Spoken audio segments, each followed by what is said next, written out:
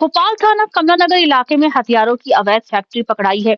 Police ने यहां पर छापेमारी कर 75 छुरी और 4 तलवारें जब्त की हैं। यहां से 2 सगे भाइयों को गिरफ्तार भी किया गया है। करीब 1.5 साल पहले भी एक भाई अवैध हथियार बनाने और रखने के आरोप में गिरफ्तार हो चुका है।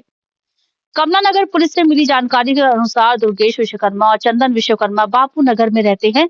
दोनों छुरी चाकू बनाने का काम करते हैं, लेकिन कुछ समय पहले पुलिस की सख्ती के चलते दोनों आरोपियों ने काम बंद कर दिया था।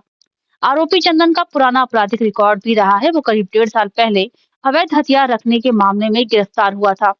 पिछले कुछ दिनों से सूचना मिल रही थी कि चंदन एक बार फिर से अवैध हथियारों का कारोबार करने लगा है। मुखबिर की सूचना पर पुलिस ने मंगलवार को आरोपियों के ठिकानों पर दबिश दी। यहाँ एक बंद कमरे को खुलवाकर चेक किया तो बड़ी संख्या में हथियार मिले। आरोपियों ने बताया कि हथियारों को बेचने के लिए तैयार किया था। पुलिस की सख्ती के चलते बाहर नहीं ले जा सके, लिहाजा तैयार हथियारों कारखानों वाले कमरे में ही बंद रखा। पुलिस ने हथियारों की तस्करी के आरोप में दुर्गेश विश्वकर्मा और चंदन विश्वकर्मा को गिरफ्तार किया था। तब भी इनके ठिकाने से बड़ी मात्रा में हथियार मिले थे। इसके बाद से ही आरोपियों का काम बंद था। पिछले कुछ समय से लगातार पुलिस को आरोपियों द्वारा दोबारा कारखाने में अवैध हथियार बनाने की जानकारी मिल रही थी। तब पुलिस ने 4 टीमें आरोपियों की निगरानी में लगा रखी थी। पुख्ता सूचना मिलते ही घर में बने कारखानों में दबिश देकर आरोपियों की गिरफ्तारी की गई। जी भाई, यहाँ पिछले कुछ दिनों से सूचना प्राप्त हो रही थी कि बापू नगर क्षेत्र में कुछ जो लोग रहते हैं वो कुछ अवैध हथियार बना रहे हैं और बेच रहे हैं। सूचना पर कल मेरे द्वारा 4 टीमें बनाई गई थी। एक टीम मेरे नेतृत्व में थी और इसके अतिरिक्त 3 उपनिरीक्षक के नेतृत्व में 3 पृथक टीमें थी। 6-7 सदस्य प्रत्येक टीम में थे। महिलाएं समस्त थी, उसमें महिलाएं भी थी। जो टीम पृथक गई, तलाशी वारंट हमारे द्वारा एसीपी मैडम से प्राप्त किया गया और सर्च वारंट के माध्यम से फिर हमने तलाशी ली।